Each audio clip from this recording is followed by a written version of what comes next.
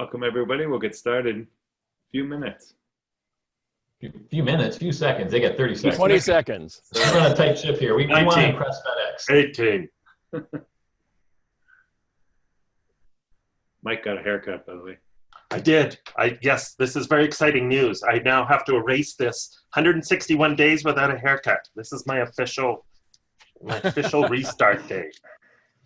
Perfect. And it's 1 o'clock Eastern. All right, welcome everyone to another episode of Every Other Wednesday, where we get together, well, every other Wednesday, and it is every other Wednesday. Let's introduce the main culprits from Jacksonville, Florida, with the Contented Cows brand, is Richard Hadden. All the way from beautiful Canmore, Alberta, is a Humor Advantage guy, Mike Kerr. Coming to us from Pittsburgh, Pennsylvania, Jeff Tobe with the Coloring Outside the Lines brand, and I am Sunjay Nath, 1080-10 principal out of Toronto. Now, as per your request, and we do listen to what you guys say, you clearly said that we do not have enough class in this group. So in an effort to raise the bar, we have a very special guest with us. I'd like to say hello to Camille Washington, based out of Memphis, Tennessee. Camille, say hi to the folks. Hello, everyone. Happy to be with you today. Welcome, Camille Camille. Washington is the marketing manager and all things brand and culture engagement at FedEx International. So she is going to play guest host with us today. And like I said, hopefully class up the joint somewhat. So thank you for being here in advance. I do want to apologize because my colleagues can sometimes be jerks. So I'm sorry in advance. Sunjay, off the air, we confirmed that the white arrow is on purpose in the FedEx logo. Yes, we absolutely I can leave. I got everything answered I needed. And Sunjay, I take exception to the sometimes we can be jerks comment. I think most of the time. That is fair. That is fair. We can be jerks. So let's just kind of jump. Actually, no. Let me go quickly to the studio audience very quickly.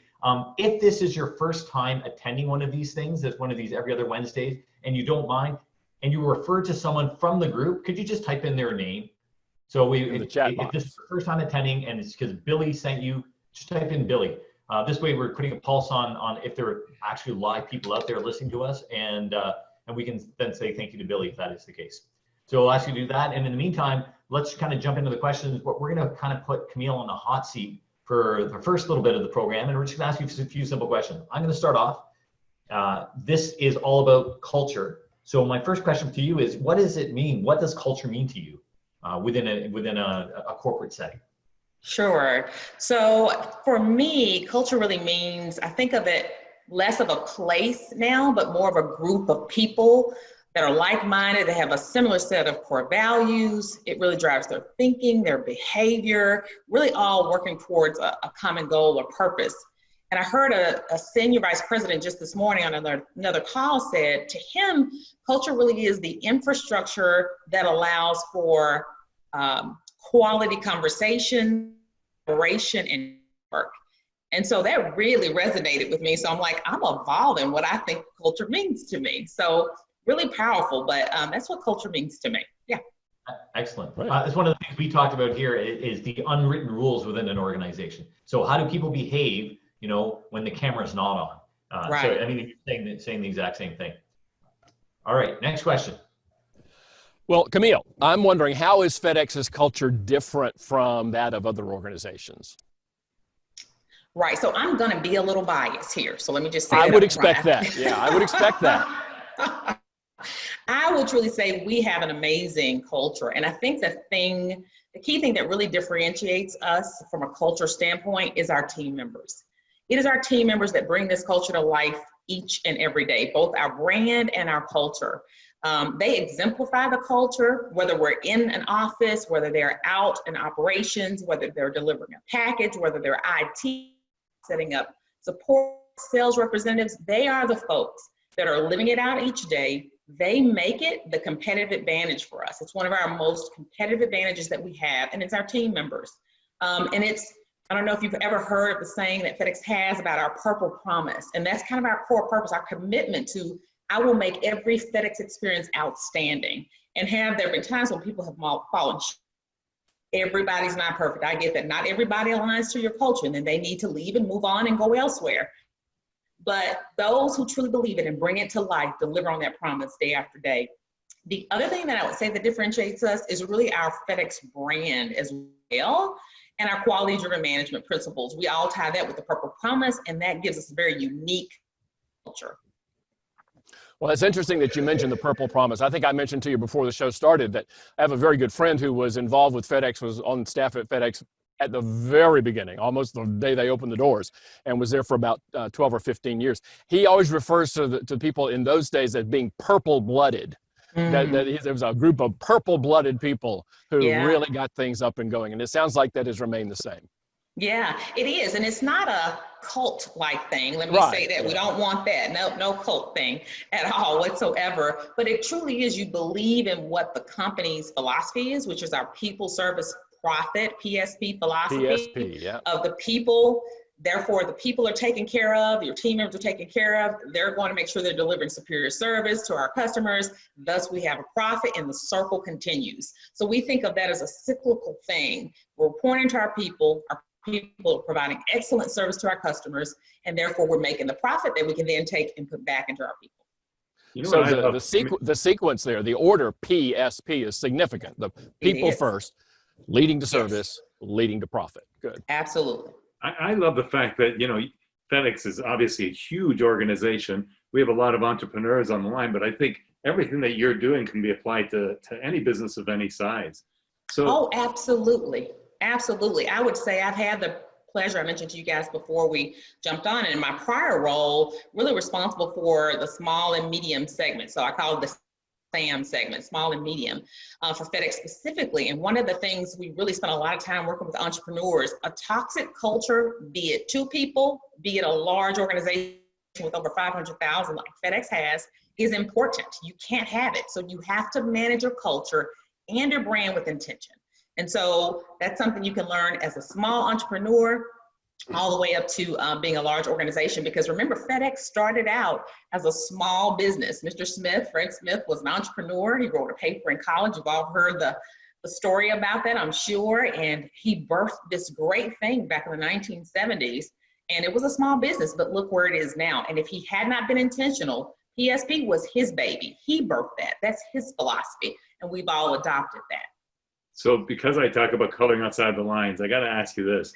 I mean, how does FedEx encourage a culture of fun, or do they? You know, it's interesting you say that. We do. It's a conservative organization. I won't say that we're not. I think we're evolving over time, but it's very much intentional too, to have that fun and to encourage it. And I'll just give a quick example. I think most recently, because we're now, many of us, not all of us, obviously, especially for our great operations people, our essential workers, thank you for all that you do. Shout out to them if they see this later, is that we are leveraging technology more, like we are this Zoom call. And so we'll have happy hours. And there's one idea that we had on the table was an unhappy happy hour, right? So, you know, we are struggling with a lot. Let's not just act like we're not. Let's lament the unhappiness, but then end with the happiness. And so each team is responsible for managing that culture, and culture is leadership led, so it begins there. But we have support. We have ambassadors, culture ambassadors that help move the culture forward for the organization. Love that. Wow. That leads me to my question, Camille. And thank you. A couple of times you used the word intentional. And we talk about that a lot, because great cultures don't just happen by accident, right? You can't fake it. You've got to work at it. So I've got a question. I've got two questions, if I may. My first question is, I've been waiting for a FedEx package for about 2 days, and I've got the tracking number here. I'm kidding. I've never had to wait. Contact with someone, and we'll get right on that. I know you will. My real question is, and I think maybe you alluded to it just before, but you talked about this phenomenal growth and how huge FedEx is now. One of the most common questions I get is, well, okay, it's easier at least to establish and maintain a strong culture with a small company. You've got 30 people in the same location. That's somewhat easier than when you become a huge, giant organization spread out across a gazillion different locations. So what do you do specifically to try and maintain that culture over such a vast network? So I just heard it said this morning, the way I've always said it is everyone contributes, everyone has a role. What I heard this morning on a different call, and we were talking specifically about our culture, is that it takes a village, right? If you're thinking about taking a village to raise a child, it takes a village to nurture a culture, to ensure that it is lived out day by day. And that we have our team that develops a strategy, and that our strategy is aligned with a corporate strategy. It's not this and that. These things need to be together because they impact the bottom line ultimately, and making sure that we have people in place to support it. So I mentioned to you, we have ambassadors throughout the organization that work with each of their VP organizations to have a culture action plan. And they update that plan regularly. They revisit that plan. If they had an action plan back in January, when we all had to go inside and hide for a while, starting in March, and many of us are still there, had to adjust those plans, right? So it's being very intentional about developing a plan, having people in place to help support that, and then executing on the plan, right? We can write something all day, develop a plan, share it up, it looks great. If we don't put it into action, we're not doing that intentionally, not getting us anywhere. I'm going to piggyback on a bit on something that Richard said about his colleague being there at the very beginning and being purple-blooded. And, fast forward more than 40 years later, we're talking about, how people still embrace and love the culture. So my question for you is, how important is the longevity and how much evolution takes place versus, plan versus emergent strategy with respects to culture? Where do you walk that line? How do you walk it?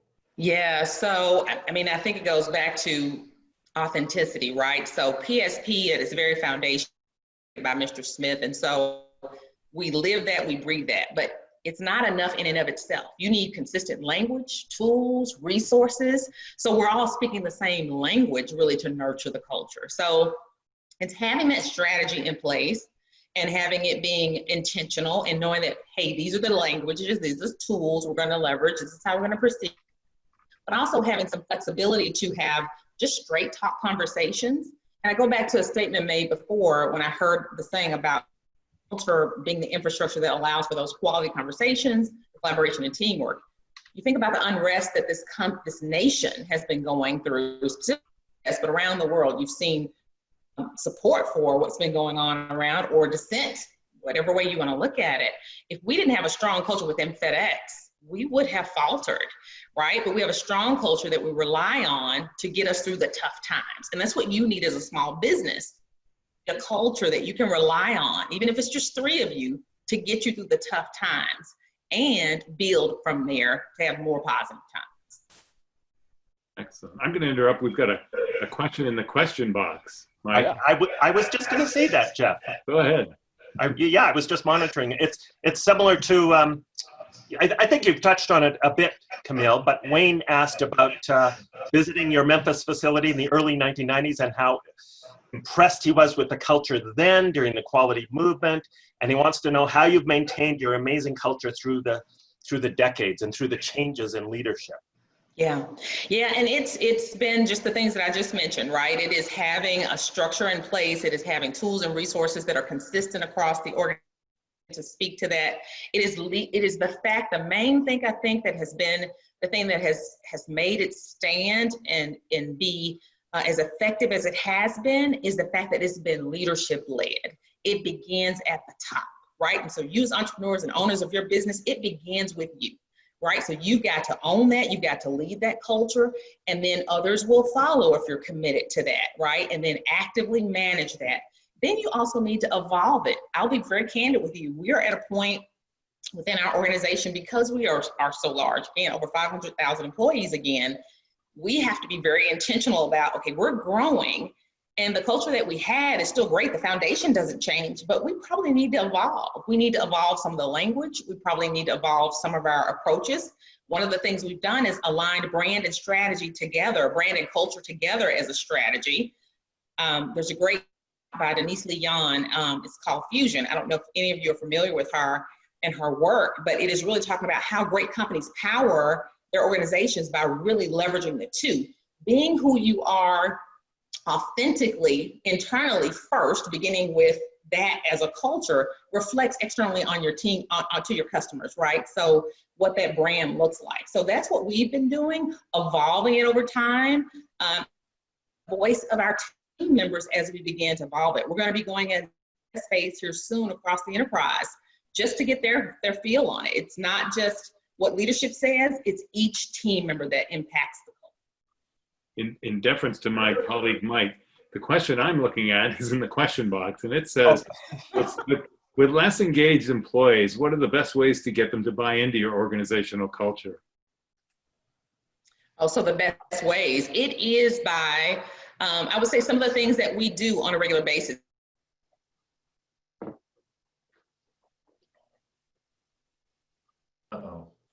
Uh-oh, I think we Is it got, just me?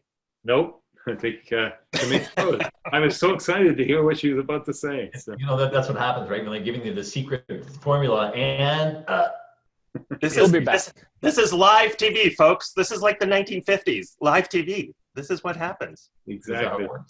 Okay, so we will wait for her to hopefully reconnect. Yeah, we have some other questions in the question box and also in the chat. Yeah, but let's wait until she comes back. Yeah, I know. So we can just make sure we get to those. I don't think they want to hear from us. They want to hear from her. So anyways, yeah. Let's go. Sunjay, do you want to go ahead and move forward until she comes back?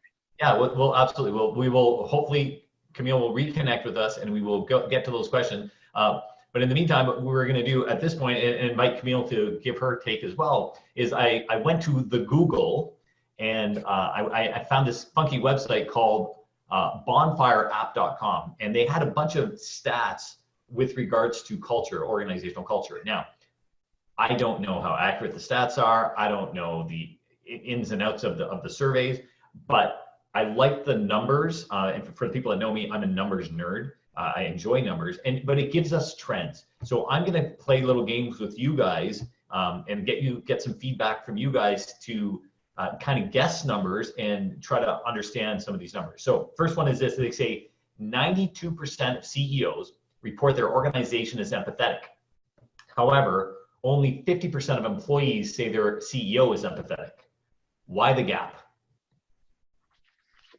I'm going to jump in. I think that, I think that employees are looking at a leader who's leading and maybe tough internally when the leader thinks that they're being, empathetic. I can't think of another word. Help me out here, guys. I just lost my whole train of thought. Well, there's a lot of research that shows, a gap analysis between reality and people's perceptions. You can look at customer experience. People say, oh, we're delivering great customer experience, but the people who are receiving that customer experience are saying no. So I think there's a natural kind of a built-in, I don't know how many points it is, but a certain number of percentage points that you can probably always expect when you ask one group one thing and you ask another group the same thing, they're going to have a markedly different perception. So I think some of that's built in, just a self-serving bias, probably. They talk about three truths, right? Your version, my version, and the truth. Yeah. And Michelle Wilcox says it's perception, and I think that's exactly what Richard is saying. It is perception. Yay! There's Camille. Welcome back. So let me just finish this train of thought on this. We'll get back to Camille. So yeah, it's absolutely 100% perception. But the reason why we want to close that gap is because, according to the same survey, go a little further, they say that 80% of employees would be willing to work longer hours if they felt their employer was empathetic. So it just goes to that idea of when you feel the sense of value and you feel the sense of culture and community, you're willing to give more. And so it's exactly what you're saying. It's not so important that there is a gap, because yes, there always is going to be a gap. But how can we close that gap more to get people to buy in more? Yeah. So Camille, before you kicked out, you were giving us the absolute great answer and you froze, and it was like cliffhanger. People thought we did it intentionally. So she went to check on Mike's parcel, I think. That's right. Now that is customer service. It'll be delivered tomorrow. No, just kidding. Apologies for the technology. It is storming where I am a little bit. So there you go. But thankful for the connectivity. So yes, I think the question was, how do we keep people engaged or bring them along with the question is, those less engaged employees, how do you keep them engaged, basically, in the culture? Right. Yeah, and I think it requires a little bit more effort, right? If you see, and it's more challenging now that we are, in the world, most of us, not all, working remotely to do that, but just being very intentional with events that we're having, corporate rituals, award ceremonies, making sure those individuals are recognized and brought into the discussions. Also seeking their advice. If they're not getting what they need from a cultural standpoint, our team members are happy to reach out and have those kind of listening circles. And we encourage leadership to do that often as well too, to hear what team members are looking for. So if you have that's a little disenchanted or maybe not as immersed into the culture, and you can see that, you can recognize that from behavior or actions, then we tap into that quickly to try to resolve that. So I'm hearing that there's a lot of listening going on. Absolutely. Level 5 listening is how I refer to it. Yeah. Level 5. I love that. Yeah. That sounds so intense. It's like this kind of listening. Level We're 5. getting lots of good questions both in the question box and in the chat box. Yeah. There's a question here that Robert raised that I was going to ask you shortly, Camille. That Robert's a smart one. I know him. He's very smart because he has the same question I was going to ask you. I talk a lot, Camille, about the importance of organizations getting their hiring right and hiring for a culture fit to help them grow their culture, to make sure their values align. So Robert's asking that very question. What do you do to ensure that those joining your company have the right values that fit in, so they'll fit into the FedEx culture? And conversely, how do you determine who doesn't belong, who isn't a FedExer, purple blooder? Gotcha. Well, I'll say this. I am not an expert in the HR field at all, but I will say that we have an amazing group of HR professionals, human resources teams that do really the recruiting.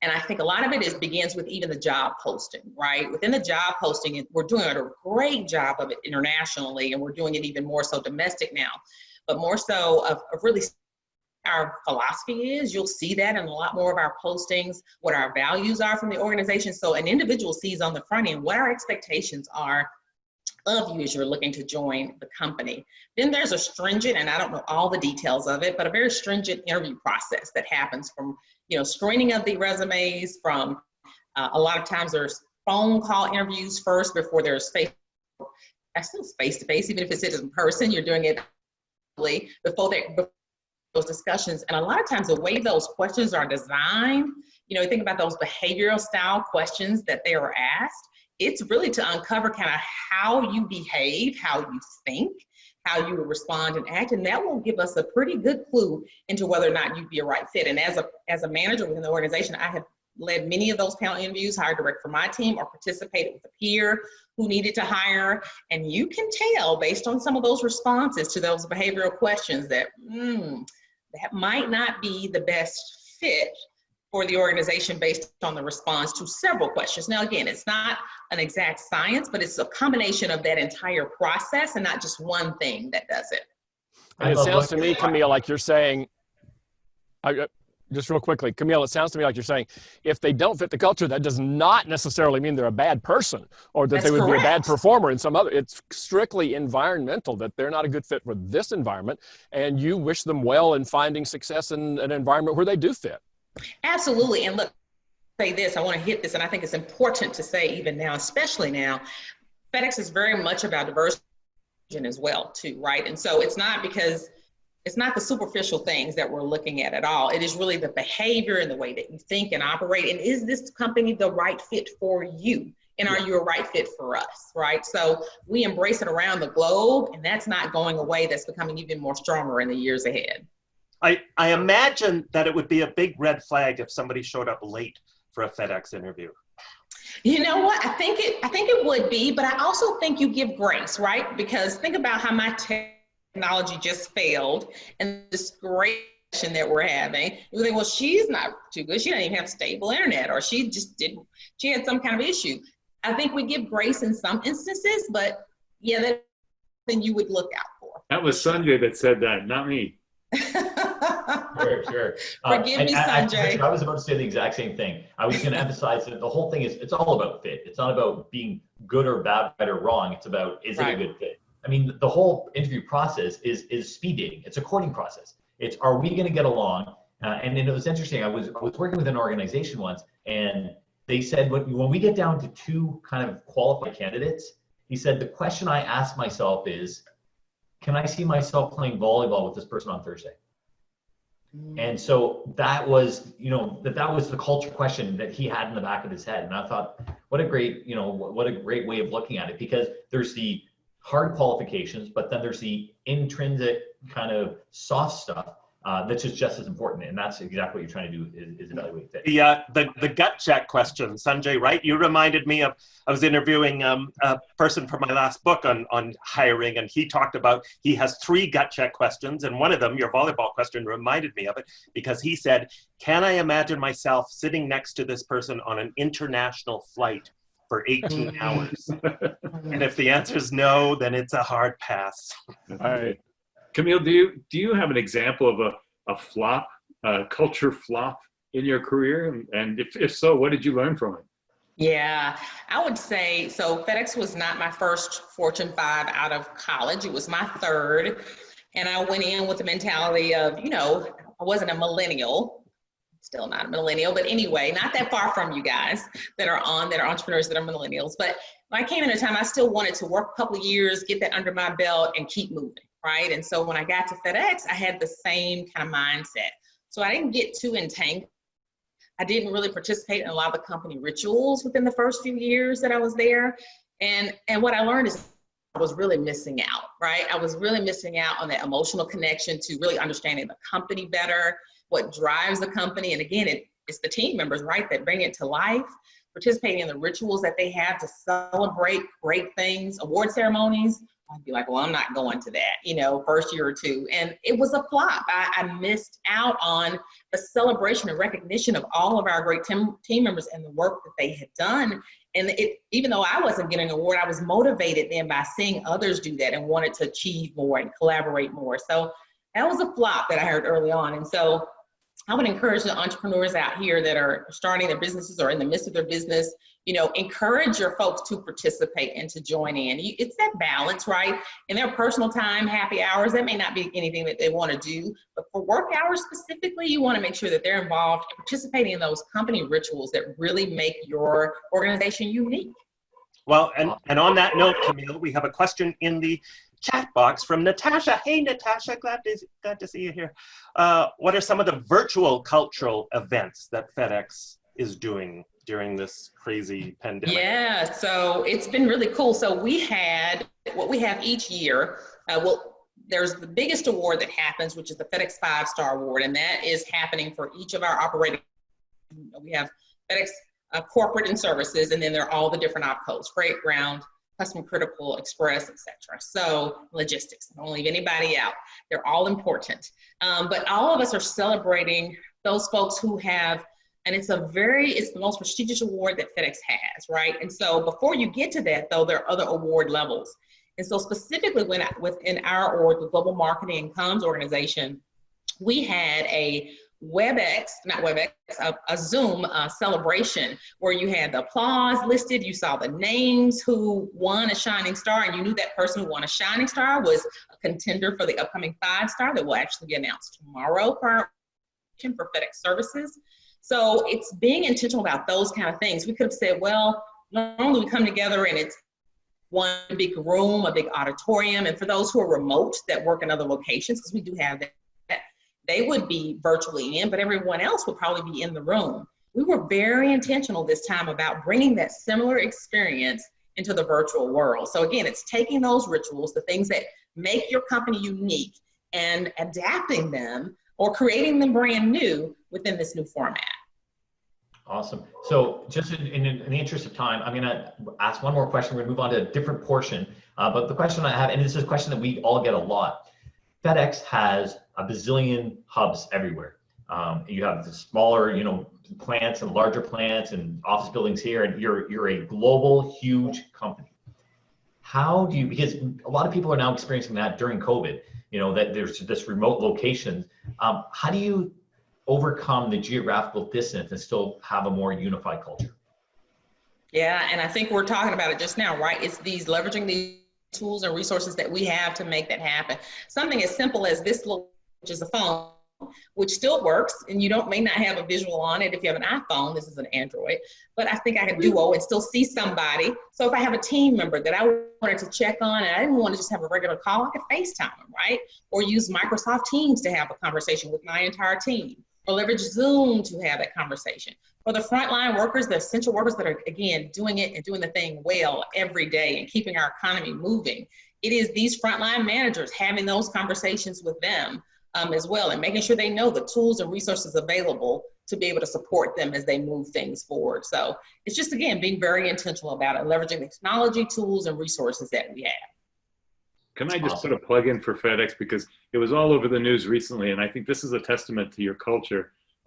The gentleman, I think I'm going to guess it was in Europe, but that he was delivering his parcels, FedEx driver, and he is hearing impaired, and he started to teach a young girl who was there every day at the house how to sign, and I'm so touched by that. But more importantly, that's part of the culture. I think that's where you see it trickle down and really be exemplified. So congrats on Jeff, that. that goes back to that commitment to the Purple Promise, right? You've probably seen many of the stories. There was a driver recently that was recognized on Ellen for sanitizing a package, going above and beyond. We've seen a driver that has realized it was a little girl's birthday, and so delivered the package but went to the nearest Dairy Queen and brought back sweets, not just for her but the entire family.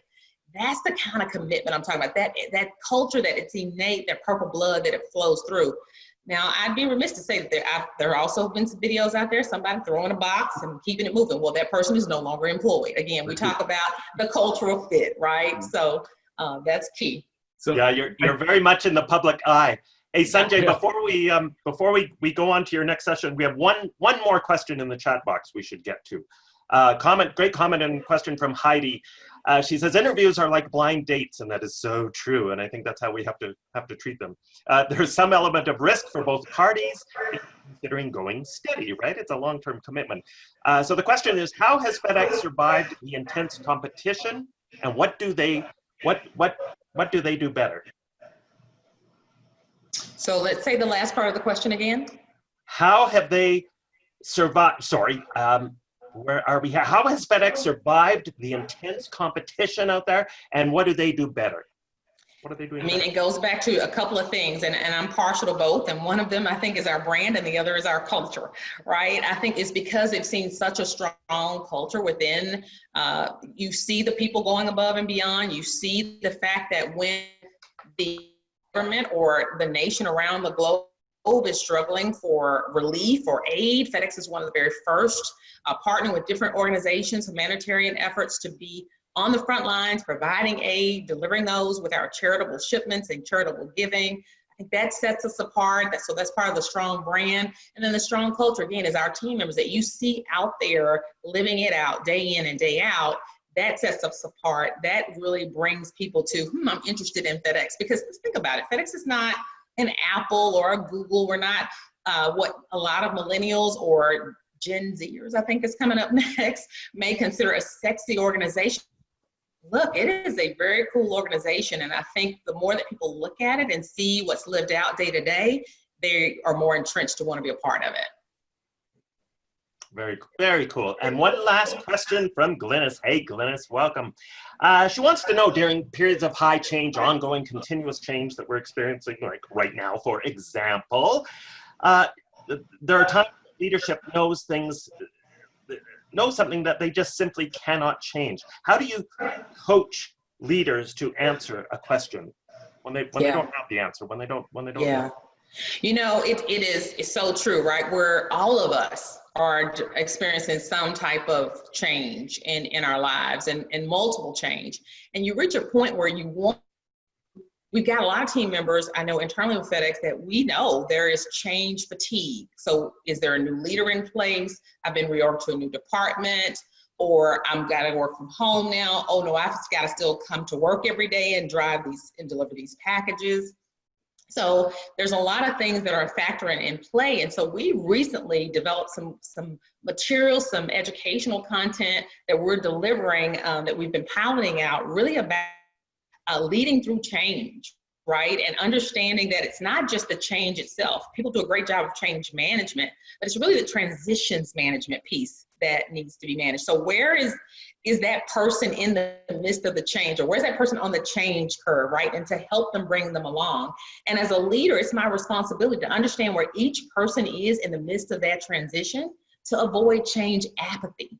We don't want to get someone to change apathy. If you get someone to change apathy, you've lost them, right? So we have a chance. We've got some space really to play and bring them back. So I think as a leader, being able to talk about, recognize where each person is in the midst of that, having those open conversations, the listening, level 5 again, to where they are, and helping providing those tools and resources to help bring them along in their journey, but at their pace as much as possible. But then there reaches a point you have to help them let go of the past and embrace the future. Hey, can we not tell my wife about this level 5 listening thing? I'm really worried. But anyway. You know what, Jeff? For you, she'll settle for level 2. So Yeah. Hey, Sunjay, we had a question that was kind of overlooked real quickly. Someone asked you to repeat the website that you mentioned when you were talking about the stats, to repeat that again. Absolutely. The website is called bonfireapp.com, and it's fire spelled F-Y-R-E. So it's BONFYRE app.com. I'll put it in the chat. Do you have more of those stats? Perfect. I do have more of those stats. So just to bring Camille up, I have this website has some funky stats about culture. So no one knows about them. So I'm kind of bugging you guys and making you guess some of these stats. And then we're discussing them. So here's one. I'm gonna read it. This is about employees aren't feeling properly engaged through recognition. So 1 in blank U.S. workers says they've received recognition for their work in the past 7 days. 1 in how many? Guesses. Well, This is where you guys chime in. Michelle says 1 in 100. I'm looking at our answers here. Yeah, Glennis says a 1 in 15. I'm going to say 1 in 60. That's my answer. I'm like 1 in 50. Wow. I'm 1 in 10. Oh, Jeff's the closest. I'm going to say 1 in 7. According to this, and again, I preface it, I don't know how accurate this is, but this is what they say. They say it's 1 in 3. Wow. Ding, ding, ding, ding. Wow. Our guest wins. Yeah, 1 in 3 U.S. workers. That's why she's the expert. We brought her on. Yeah. You know, we're talking about. Cheryl said 1 in 500. I think Cheryl might have to move to another company. Or she needs to talk to us. 1 in 3 U.S. Optimist rule. workers says they've received recognition for their work within the past 7 days. Employees who don't feel recognized are how many times more likely to quit their job in the next year? That's the corollary to it. Actually, we'll pick another one. I'll read it. Employees who don't feel recognized are twice as likely to quit their job in the next year. Wow. So Yeah. I mean, it goes a long way, just simply, recognizing people. And we also know how much that feeds into culture and creating an environment where people feel loved and special. And no plug or anything, but in my book, Coloring Outside the Lines, No plug, huh? No, but I do. I delve into this because I think there's a huge difference, and people need to understand there's a difference between recognition and appreciation. Recognition is very public, and Camille mentioned it. Having some kind of recognition where you receive the Employee of the Year or 5 stars or whatever that is. That's recognition. But some people need appreciation, and that's just a simple thank you. And they're almost embarrassed by a recognition. They want it to be more personal. So we have to be careful with that word as well. But I know what surveys are saying. They need to be recognized in some way, and I think that's a key. Hey, if you don't mind, I'll give a quick example of one. Again, I just heard this morning. It was one of our senior vice presidents. He had joined for a culture action team lead call just to kind of encourage them for doing all that they do. And he said one thing that he's been very intentional about in the midst of all of this is SVP. So I think he has over 300 managers and so many directors, et cetera, under him. He's called 150 of his managers to date, personally picked up the phone just to see how they're doing and to thank them for all that they're doing. That is what makes the difference, right? It's that level of appreciation. Wow, they took time out of their schedule, knowing they're running this large organization, thousands of people, to pick up the phone and call and check in on me. That's huge. So I think that appreciation is absolutely key.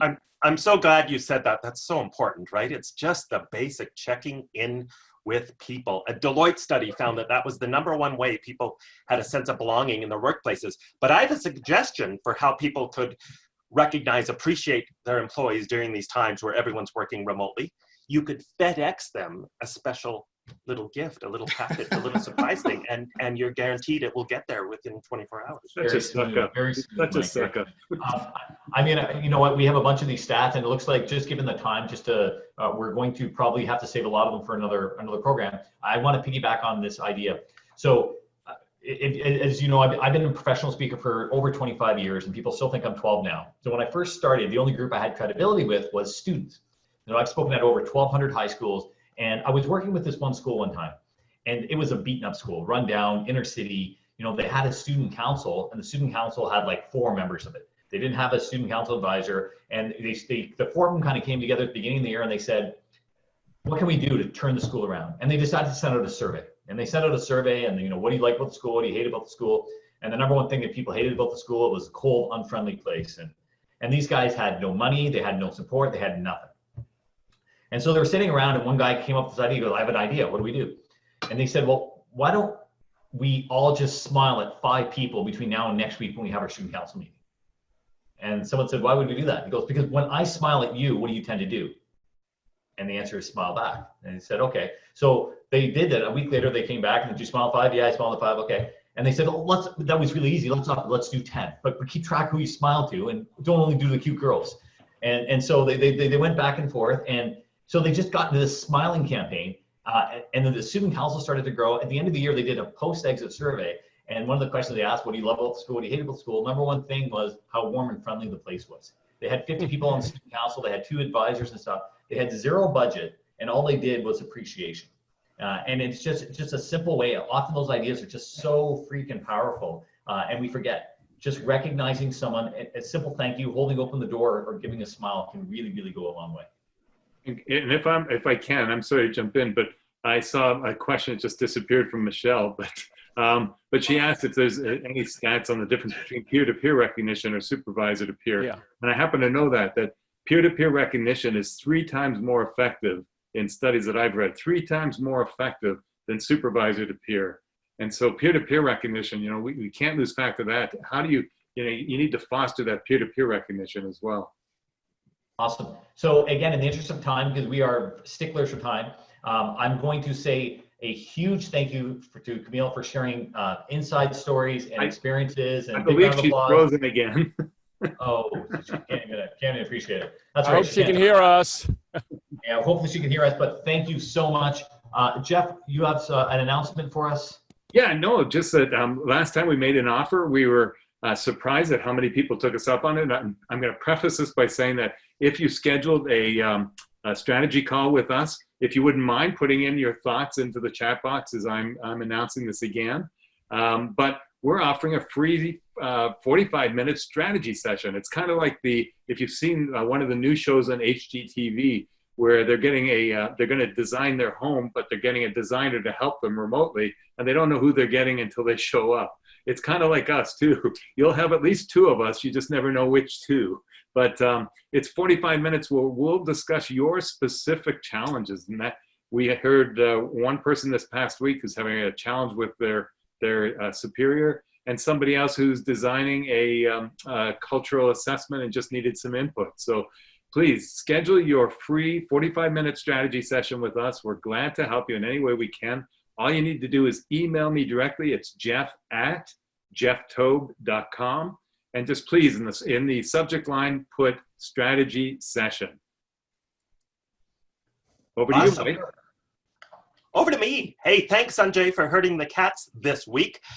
Thank you, everyone, for attending this Every Other Wednesday with the Culture Club minus Boy George. We hope you enjoyed it. We hope you got some value. If you did, we would love to hear from you. We are still building an audience here. We are building this thing that we're doing here, having a riot doing it. If you would be so kind and so generous as to send us a testimonial about your experience, that would be appreciated. If you spread the word about Every Other Wednesday, that would be even more appreciated. And if you have any suggestions for future topics, we're going to sometimes have great guests like Camille. Sometimes we'll have live animals. We'll have stupid pet. I don't know. We're going to have all sorts of different conversations. We have a list of over 50 topics that we're going to eventually go through, but we would love your suggestions as well for topics, whether they're specific or big, broad topics. It doesn't matter. Let us know. Give us your feedback. The next Every Other Wednesday is coming up. Guess what? In 2 Wednesdays from now, because it's right in the name, folks. Every Other Wednesday, which I believe is what? Wednesday, August 12th, 11 a.m. Mountain Standard Time, 1 p.m. Eastern Standard Time. And our topic for Every Other next Wednesday, perhaps you can relate. I actually had a coaching call with an executive a few weeks ago, and she was telling me how they were having a group Zoom call when one of her employees started, I kid you not, clipping his toenails during the Zoom meeting in front of everyone. And that kind of ties into our topic in 2 weeks from now, because we're going to be talking about the whole idea of how to create a jerk-free workplace. Perhaps you're familiar with them. Perhaps you have one or two in your workplace, or people that just from time to time act in a jerk-like way. So we're going to talk about how to prevent a jerk zone workplace and what we can do to be strategic and prevent jerkitis from infecting our workplace, and what to do when it happens in a workplace. So join us 2 weeks from now, Wednesday, August 12th. We would love to see you there, and please do spread the word. And because we were talking so much about recognition, Camilla's back. We need to recognize her. Absolutely. Yeah, apologies again. Storm is over now, I do believe, which is good, but I just went on and got on my hot spot. I'm like, I'm over it. So apologies for the technology glitches, but it has been my pleasure to participate with these gentlemen. They said sometimes they're jerks. I don't see that. Audience, I'm sure you don't see that at all. So just give us some time. And Camille, let me just say for all of us that you're welcome back anytime to help us. Anytime you want to drop in, we'd love to have you. Awesome. Thank you so much. I appreciate the invite. Thank you, Camille. Thank you, Camille. Thank you, everyone. Thank you. Have a fabulous rest of the day, everyone. See you August 12th. Bye. Bye-bye.